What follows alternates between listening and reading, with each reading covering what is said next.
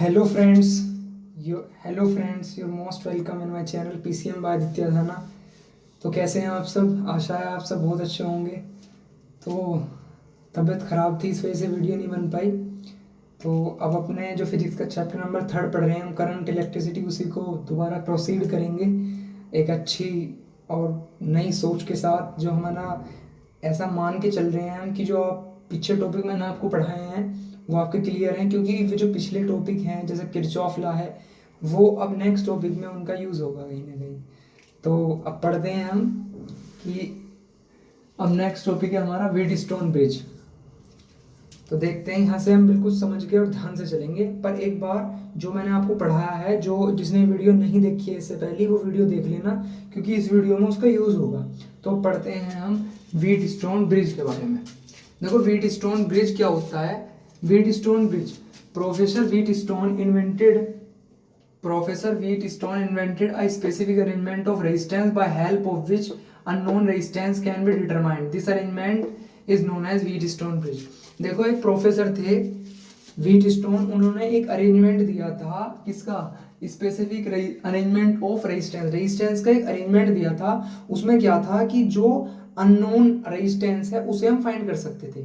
जो unknown resistance है उसे हम फाइंड कर, सपोज हमारे पास हमें 3 रेजिस्टेंस पता है तो अगला रेजिस्टेंस पता कर लेंगे, है ना।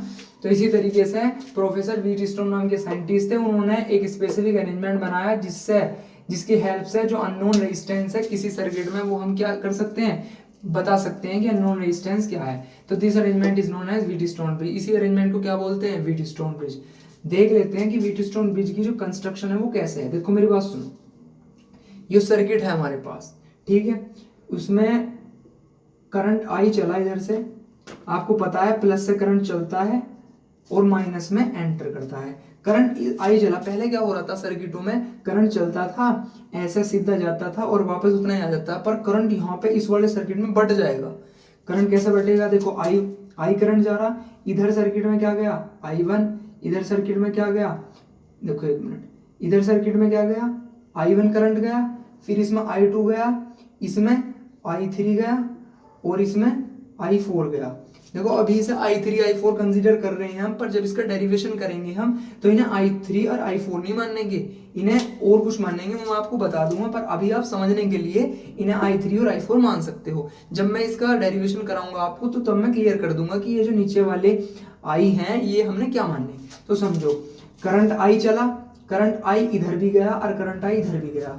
जैसे करंट इधर गया और करंट इधर, तो ये जो बीच में गैल्वेनोमीटर लगा हुआ है, यहाँ पे गैल्वेनोमीटर है और यहाँ पे क्या है? करंट आई आ रहा है। तो ये क्या लिख लिया हमने? आई जी।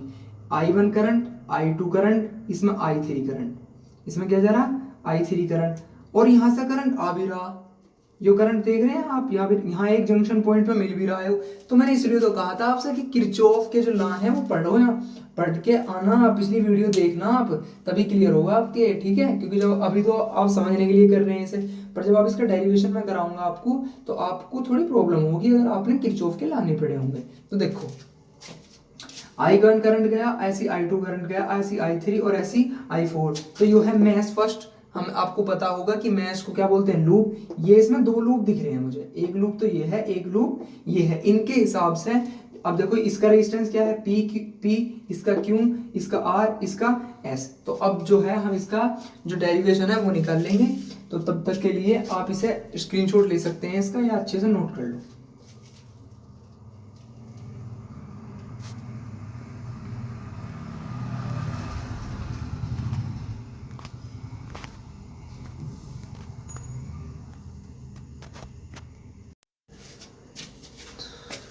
तो हम इसकी वर्किंग समझेंगे कि इसकी वर्किंग कैसे है। देखो हमारे पास जो डायग्राम था हमारा, एक बार देख लेते हैं हम। वो ये था, मैं केवल लूप बना रहा हूँ, लूप, क्योंकि उसी की हेल्प की ज़रूरत पड़ेगी।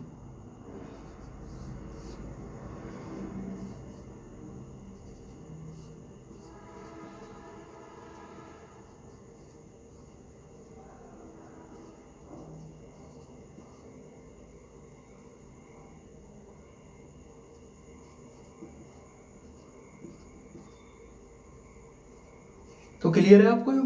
डायग्राम हमने पहले समझ लिया, पर मैंने फिर भी बना दिया आपको कि आपको ये वर्किंग इसकी समझ में आ जाए। देखो मैश फर्स्ट, पहले मैश में देखो कि जो हम किरचॉफ का फर्स्ट लॉ लगाएंगे, किरचॉफ का जो करंट लॉ है वो लगाएंगे कि जिसका मतलब जो जिसका रेजिस्टेंस और उसी का क्या लेंगे करंट, जिसका अगर रेजिस्टेंस R1 तो करंट भी I1, रेजिस्टेंस R2 तो करंट भी I2। देखते हैं हम कैसे है। इन मैश फर्स्ट में I1P देख लो, I1P प्लस IG, अब ऐसे आ रहे हैं हम IG, और गैल्वेनोमीटर का जो रेजिस्टेंस है वो कैपिटल G से डिनोट कर लिया, -1/3। अब मेरी एक बात समझो, आपके दिमाग में क्वेश्चन आ रहा होगा कि यहाँ पे माइनस क्यों लिया हमने, यहाँ पे माइनस इसलिए लिया। आप एक बात बताओ, हम ऐसे जा रहे हैं, इस वाले लूप में देख रहे हैं, हम इस वाले लूप में देख रहे हैं, करंट ऐसे गया, करंट फिर ऐसा आया, तो अभी करंट की डायरेक्शन की सीधी डायरेक्शन में चल रहे हैं हम कि करंट ऐसे गया, फिर करंट गैल्वेनोमीटर में होता हुआ आया आगे यहाँ पे। उसके बाद यो एक मिनट, यो है I4 और ये है I3। तो आप एक बात बताओ, जब करंट ऐसे आया, करंट आया इसमें, तो करंट तो ऐसे भी आ रहा था, करंट तो ऐसे ही आ रहा था, करंट हम ऐसे लेके जा रहे हैं तो करंट की अपोजिट डायरेक्शन में होगी भाई। हम इससे चले I1 करंट लेके चले, I1 करंट लेके हम चले, फिर गैल्वेनोमीटर में होते हुए जब हम वापस अपने लूप को कंप्लीट कर रहे हैं, वापस किसे हम कंप्लीट कर रहे हैं, अपने जब लूप को कंप्लीट कर रहे हैं, तो हमने देखा कि ऊपर से भी तो करंट आ रहा है, तो इसका मतलब ये है कि हम करंट की अपोजिट डायरेक्शन में होंगे, और जब करंट की अपोजिट डायरेक्शन में होंगे तो हम माइनस साइन का यूज करेंगे, इस वजह से मैंने यहाँ पे माइनस लगाया। तो आपको क्लियर हो गया होगा। अब देखो सेकंड लूप में, सेकंड लूप में देखो, अब सेकंड लूप में क्या है, करंट ऐसे आ रहा, तो I2 into Q resistance minus, अब यहाँ पे फिर माइनस लिया हमने, माइनस क्यों लिया भैया, करंट जब ऐसा होता हुआ, करंट ऐसे भी तो जा रहा, करंट ऐसा होता हुआ कुछ ऐसे जा रहा, ऐसे जा रहा, तो यहाँ पे तो करंट की डायरेक्शन अपोजिट होगी, इस वजह से मैंने यहाँ पे माइनस किया। और जब हमने IGS में देखा तो यहाँ पे भी करंट की डायरेक्शन क्या है, अपोजिट है। गैल्वेनोमीटर में भाई करंट ऊपर से आ रहा है, हम करंट को ऐसे लेके जा रहे हैं, तो अपोजिट होगी ना डायरेक्शन, तो इसी वजह से हमने यो बराबर रखेंगे 0 के। तो आपको ये समझ में आया कि जो माइनस लिया, क्योंकि हम माइनस इसलिए लिया क्योंकि हम करंट की अपोजिट डायरेक्शन में चले गए, हम करंट को ऐसे, हम करंट को सीधा लेके जा रहे हैं, पर ये तो देखो कि ऊपर से भी करंट आ रहा कोई, तो इसी वजह से हमने माइनस कर लिया। तो आपको क्लियर हुआ होगा।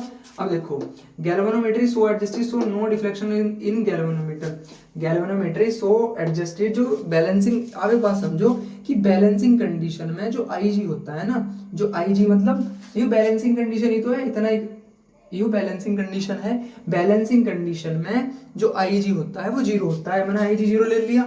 इस तरीके से इन दोनों इक्वेशनों में IG 0 रखो आप, दो इक्वेशन मिलेगी मुझे, एक तो ये मिलेगी और एक ये मिलेगी। अब मैं इन्हें डिवाइड करूंगा थर्ड को फोर्थ से, देखो डिवाइड करके क्या आता है।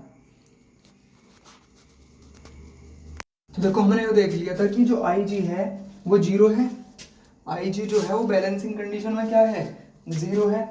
तो जब IG 0 है, IG 0 हो गया, तो अब देखो बैलेंसिंग कंडीशन आ गई, जब ये 0 है तो ये तो आपस में बराबर हो गए, तो I1 I2 के बराबर और I3 I4 के बराबर। तो मैंने दोनों इक्वेशन, जब थर्ड को फोर्थ से डिवाइड कर रहा था मैं, तो मैंने दोनों इक्वेशनों में I1 के स्थान पर I2 और I2 के स्थान पर I2 रख लिया, I2 के स्थान पर I1 और I1 के स्थान पर I2, यानी I3 के, इसी तरह से I2 के स्थान पर I3 I4 और I4 के स्थान पर I3 रख लिया। तो मैंने दोनों रख लिए, तो आपस में कैंसिल हो गए, तो क्या बच गया, P/Q बराबर R/S। तो यही है balancing condition of Wheatstone bridge. तो इनमें से आपको अगर 3 रेजिस्टेंस देगा वो और कोई एक पूछे तो आप बता सकते हो। तो इसी तरीके से जो हमारा व्हीटस्टोन ब्रिज है वो आज कंप्लीट हुआ।